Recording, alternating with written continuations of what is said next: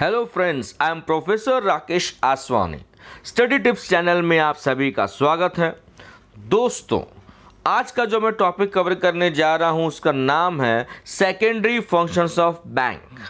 तो बैंक के secondary functions आज हम स्टडी करने जा रहे हैं, लेकिन उससे पहले आप सबसे रिक्वेस्ट है कि जैसे कि आपको पता रहेगा कि जो बैंक के फंक्शंस होते हैं उसको दो भागों में डिवाइड किया गया है, जैसे कि आप स्क्रीन पर देख रहे हो, primary functions and secondary functions. Friends, primary functions का ना मैंने एक अलग से वीडियो बनाया हुआ है, तो आपसे रिक्वेस्ट है कि आप उस वीडियो को ज़रूर देखें। उसका लिंक मैं आपको डिस्क्रिप्शन में दे देता हूँ। आज हम कवर करने जा रहे हैं सेकेंडरी फंक्शंस। तो let us see secondary functions of the bank. उसको दो भागों में डिवाइड किया गया है। सबसे पहला भाग है एजेंसी फंक्शंस। एजेंसी फंक्शंस उसको क्यों बोला जाता है? क्योंकि यहाँ पे बैंक एक रिप्रेजेंटेटिव, एक एजेंट का काम कर रही है। बैंक अपने क्लाइंट के बिहाफ पे काम कर रही है और बैंक इस तरह की सेवाएं प्रदान करती है जिसके बदले बैंक कई बार हमसे चार्जेस भी चार्ज करती है। फॉर एग्जाम्पल, आप अगर प्रॉपर्टी का बाइंग एंड सेलिंग करते हैं with the help of estate broker और एस्टेट एजेंट, तो वो एजेंट आपको बाइंग एंड सेलिंग में हेल्प करेगा, लेकिन बदले में क्या चार्ज करेगा? कमीशन चार्ज करेगा। सेम बैंक भी यहाँ पे एजेंसी फंक्शंस को परफॉर्म करती है। तो let us see one by one. Point number 1, periodic collection and payments. Periodic collection and payments की हम बात करें, यानी समय समय पे आपको पैसा कलेक्ट करना है तो बैंक आपके बिहाफ पे पैसा कलेक्ट करती है। सैलरी कलेक्ट करनी हो, डिविडेंड का पैसा कलेक्ट करना हो, इंटरेस्ट कलेक्ट करना हो, या कोई भी आपका इनकम हो, आप पीरियोडिकली कलेक्ट करते हो। आप कई बार बैंक में चेक डिपॉजिट करते हो तो बैंक वो आपके बिहाफ पे कलेक्ट करके आपके अकाउंट में डिपॉजिट करती है, यानी आपके अकाउंट में क्रेडिट किया जाता है।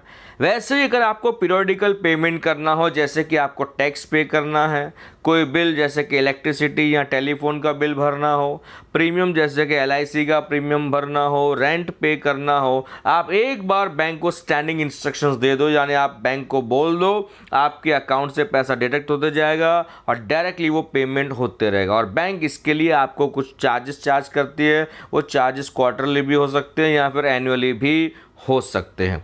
Next is portfolio management. Portfolio क्या होता है? हमारा इन्वेस्टमेंट का एक पिटारा, जिसमें हम कई प्रकार के सिक्योरिटीज़ में पैसा इन्वेस्ट करते हैं। तो जो बड़ी बड़ी कमर्शियल बैंक्स होती है ना, वो आपके बिहाफ पे परचेज एंड सेल करेगी सिक्योरिटीज़ का, जैसे कि शेयर्स, डिबेंचर्स, बॉन्ड्स। तो इन सिक्योरिटीज़ को वो हैंडल करती है, इसके लिए उसको नाम दिया पोर्टफोलियो मैनेजमेंट। इस फैसिलिटी की वजह से ज़्यादा क्लाइंट्स इन सेवाओं का लाभ उठा पाते हैं। Next point is fund transfer. Commercial bank आपको फैसिलिटी प्रोवाइड करती है कि आप पैसा ट्रांसफ़र कर सकते हो। फंड यानी पैसा ट्रांसफ़र कर सकते हो from one branch to another branch. तो आसानी से आप पैसा कहीं पे भी एक बैंक से, एक ब्रांच से दूसरी बैंक ब्रांच में पैसा ट्रांसफ़र कर सकते हो without any difficulty. Next point is dematerialisation. अब डीमटेरियलाइजेशन क्या होता है? डीमैट वर्ड सुना रहेगा। Demat is the short form of dematerialisation. आजकल लोग शेयर्स का बाइंग एंड सेलिंग करने के लिए बैंक में डीमैट अकाउंट ओपन करते हैं। डीमैट अकाउंट ओपन करने के बाद जो क्लाइंट होते हैं जिन्होंने अकाउंट ओपन किया है, they can hold their securities in an electronic form. आप अपने सिक्योरिटीज को इलेक्ट्रॉनिक फॉर्म में होल्ड कर सकते हो।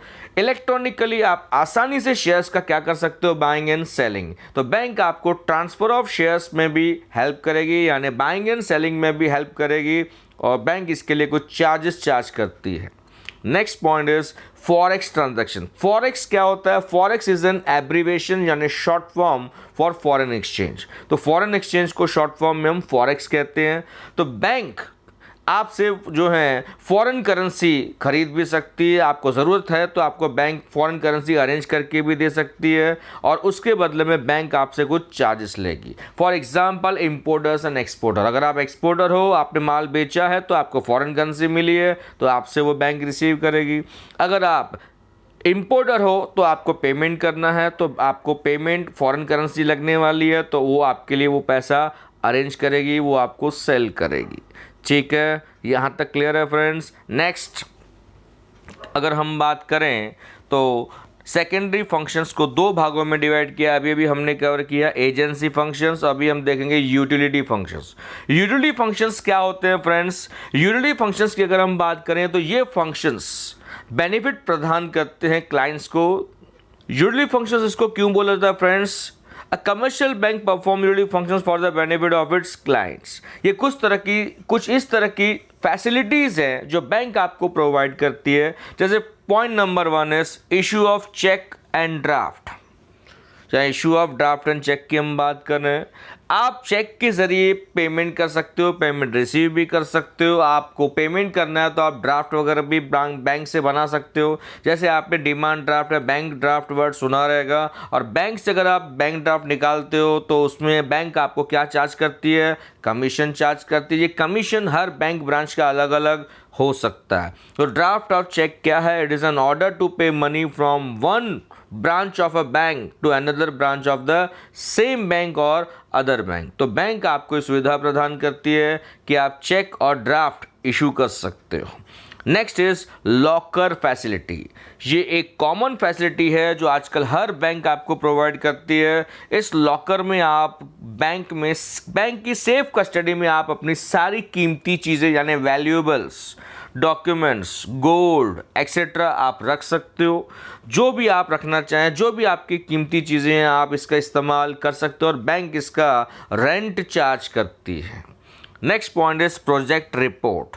कई बार क्या होता है, बैंक आजकल ना आपको प्रोजेक्ट रिपोर्ट बना के देगी। ये प्रोजेक्ट रिपोर्ट बनाने के लिए आपसे बैंक कुछ डेटा मांगेगी। वो डेटा इन्फॉर्मेशन आप दोगे तो वो आपको ये रिपोर्ट बना के देगी। इस रिपोर्ट का क्या यूज़ है? इस रिपोर्ट के बिहाफ पे आपको मार्केट से आसानी से फंड्स मिल जाएंगे, या गवर्नमेंट अथॉरिटी से कुछ परमिशन क्लियरेंस वगैरह चाहिए तो वो आसानी से मिल जाएगा। तो बैंक आपको प्रोजेक्ट रिपोर्ट भी बना के दे सकती है, लेकिन उसके लिए कुछ आपको चार्जेस पे करने पड़ेंगे। Next point is gift cheque. आजकल क्या होता है, बैंक आपको गिफ्ट चेक भी बना के देती है या गिफ्ट कॉइन भी आपको बना के दे सकती है।